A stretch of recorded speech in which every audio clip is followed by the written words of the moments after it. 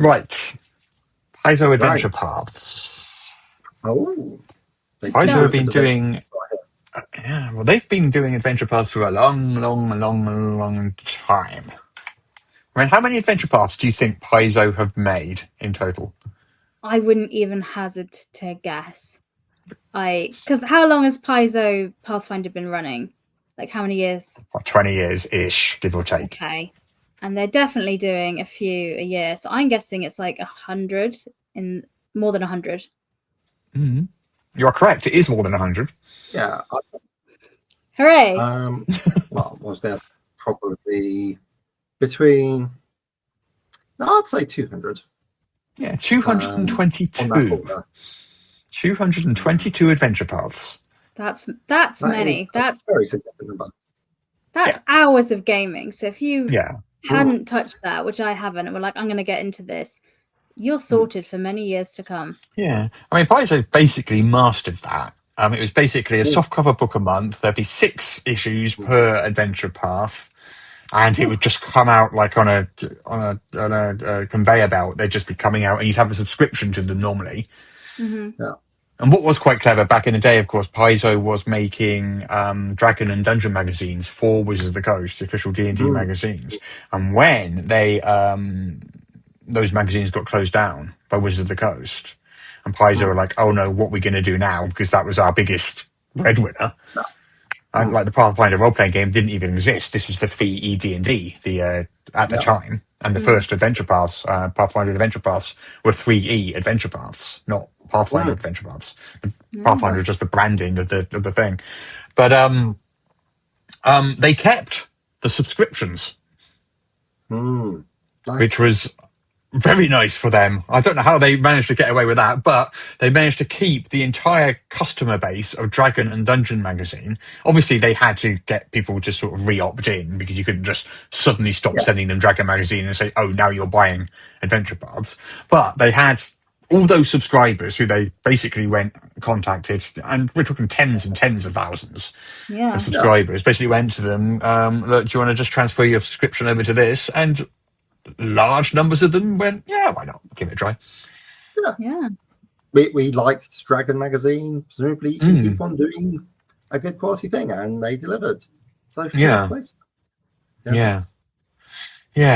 So 222 Pathfinder Adventure Paths, most of which are probably 6 issues. Some of them were a little smaller. There were some sort of 3 or 4 issue ones, but generally 6 issues. Generally went level 1 to 20. Again, some varied, but generally that's what they did. Yeah. I played like 3 or 4 of them over the years. Age of Worms, most memorably, we played all the way through over a period of about a year, I think. Levels 1 to 20. Right. Although I think that one actually predated. I think that was actually a Dungeon magazine adventure path for 3E. That was before they actually split. It was still done by Paizo, but it was an earlier one. I had done one that I thought was Age. Was that one where you play as dragons? Was that something different? No. And Age of Worms there's a deity called Caius, Kyuss, Caius, who's very wormy. Right. I'm talking wriggly worms, not dragon worms. With an O, not a Y. Understood. Yes. Age of Worms, yes.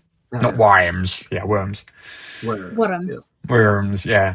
Yeah, I mean, that's an example of a Pathfinder Adventure Path, So you get 6 softcover books. And then let's look at another one, another couple. So, Yeah. I mean, Pathfinder Adventure. That looks very sweet. Very sweet. Yeah. Smugglers. Shiv. So, there's big changes coming. Oh? Tell us more. They are going to stop doing these softcover adventure paths. And they're going to switch to a quarterly hardcover. Okay. All right.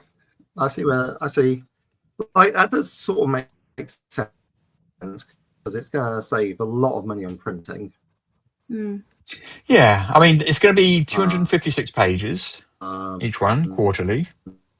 And they'll cost you... presumably? They'll cost you $80, $79.99. Is that different from what they would be as like? Apparently, if you'd bought the 6 soft covers, it would cost you another 10 on top of that. So you're saving $10 Okay, there. so it's pretty much okay. It's much of a muchness to you as the buyer then. Yeah.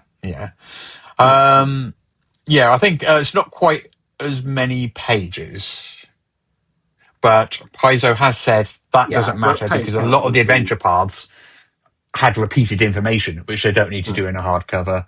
And like the adventure paths all had things like the OGL at the back, like you have to do that like 2 pages 6 times. That's 12 Yeah. pages just there, which they won't have to do. So basically you're getting pretty much the same content for about $10 cheaper, but in a different format, and it's coming out quarterly. Okay. Well, I mean, I'm not somebody that uses the Pathfinder Adventure Path thing, so I don't have too much of opinion on it. But it sounds like that seems reasonable enough. Like I still have that same content. It's just in a slightly different format, and I have it quarterly instead of monthly. Yeah. Sure. I mean, the first 2 of these are going to be Hellbreakers. Ooh. And then Hell's Destiny. So they're the 2 adventure paths coming up, which are going to be the thing for me with this is, fine, it's same value, format is a format. It doesn't actually, make a lot of difference to me. But I kind of feel like the adventure path format was kind of an iconic Paizo thing, and it differentiated them from Wizards of the Coast. And now they're kind of just bringing out. It's kind of like it's going to be the same as a Wizard's Adventure now. I see what you mean, but I think over the 20-year history of Pathfinder has forged its own path, one could say. So I think the game is different enough that they don't need, the differentiator of being format. Sure. Yeah. I think it's its own thing. I wouldn't say Pathfinder is D&D. I will also point out that Wizards of the Coast has never released in one book a 1 to 20 adventure path. True. Ever. True.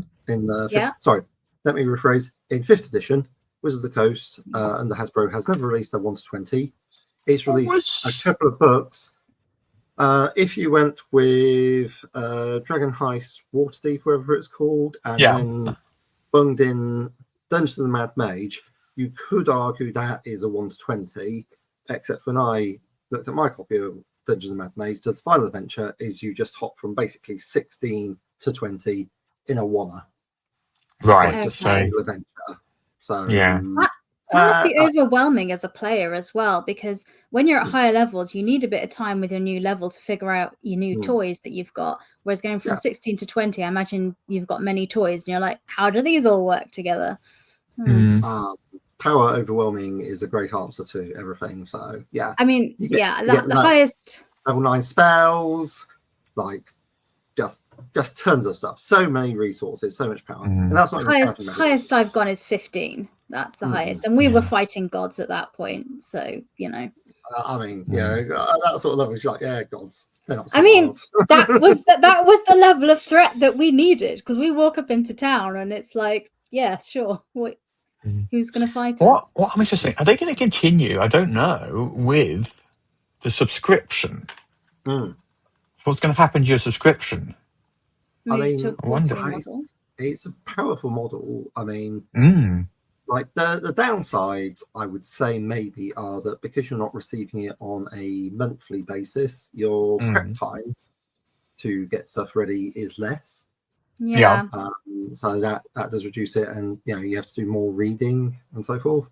I mean, I do love a good adventure path because I love running games, but sometimes I would just like to sit back and let the book take the strain and do what I do best, which is bringing showmanship and excitement and silly voices rather than having to plot things out.